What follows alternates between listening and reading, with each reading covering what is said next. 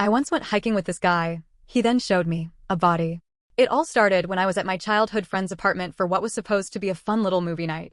We hadn't hung out in a while, so we were catching up. Her place was cozy, a bit disorganized, and full of girly decor. We were in our comfiest sweatpants, about to watch princess movies. Her apartment wasn't the tittiest. Things were a bit scattered, but it was clean and felt so authentic, which always made me feel at home. We decided to order pizza for dinner. She mentioned that Sherwood, someone I hadn't met yet, would bring the pizza over. At first, I wasn't thrilled to hear that. I assumed this meant she'd invited another friend, a guy, to join us, which wasn't what I had in mind. But I was in for a surprise. Sherwood turned out to just be our delivery guy for the night. He wasn't joining us. When he got to the apartment, there was this awkward air about him.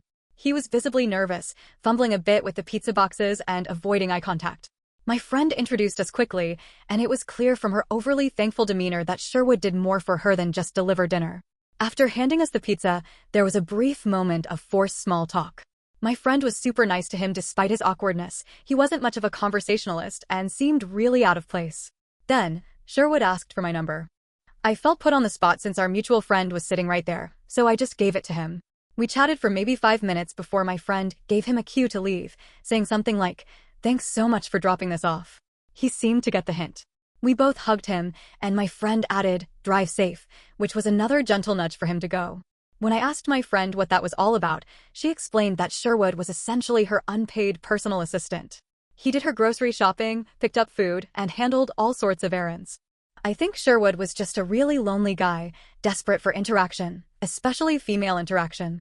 My friend and I were both young and immature back then, around 23, but we knew something was seriously off with Sherwood. It was hard to articulate because we couldn't pinpoint exactly what was wrong. Sherwood started a group chat with my friend and me, sending a meme or two each week. It felt like he was trying to stay relevant without being intrusive. Maybe he was used to being sidelined or even blocked by other girls in the past.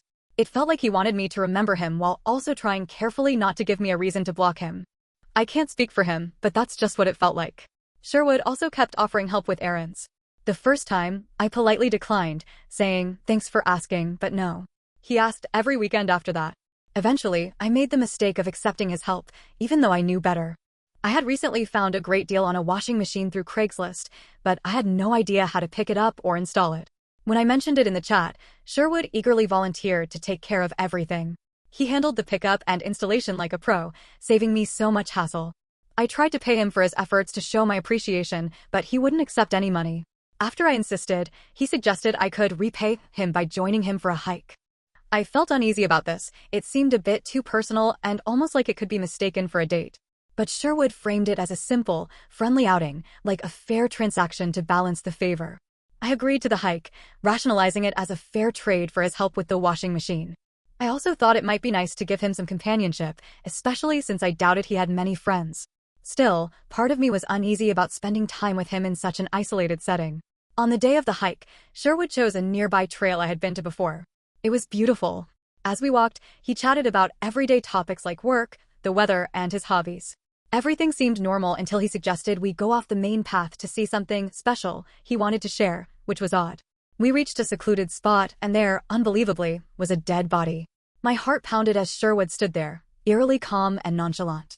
His casual demeanor made the situation even more unnerving. It felt like he wasn't just showing me a dead body, but also revealing a darker side of himself. The smell was awful, but not as intense as in the movies. I wasn't sure how long the body had been there, but it seemed like the worst of the smell had faded. I mumbled an excuse about needing to get back quickly and started walking briskly toward the main path, urging Sherwood to follow. I wondered if this was some twisted mind game. Maybe he was trying to intimidate me or send a message that he wasn't just a harmless little boy. Or maybe he just wanted me to think about him more. Some people feel invisible outside of direct interactions, and maybe Sherwood thought showing me a dead body would make him unforgettable. I honestly don't know.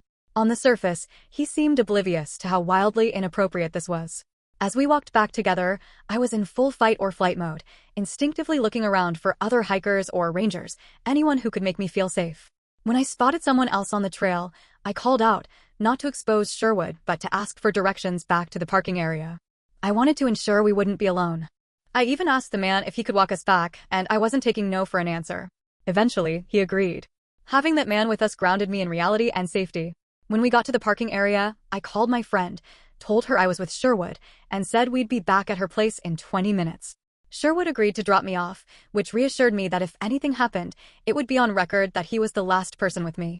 I immediately texted my friend what had happened, just to have it documented. When we reached her apartment, we thanked Sherwood and kindly told him to go. Then I told my friend everything, the insects on the body, the decomposing face that was still somewhat recognizable.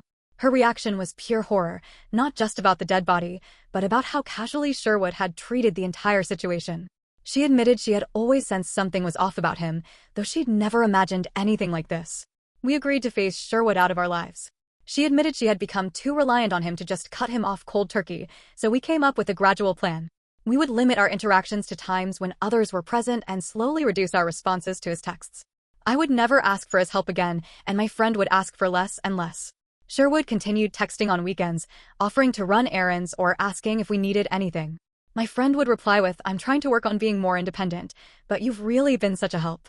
Eventually, as she started dating someone new, she introduced Sherwood to her boyfriend, and Sherwood never contacted her after that. I had called the cops the night of the incident, but it took a while for any news to surface. About a month later, a news report confirmed they'd found a dead body in that same area. They made an arrest, not of Sherwood, but of someone he followed on Instagram. I still don't know if Sherwood was connected to the murder. Reflecting on it all, I think the moral is clear: trust your instincts.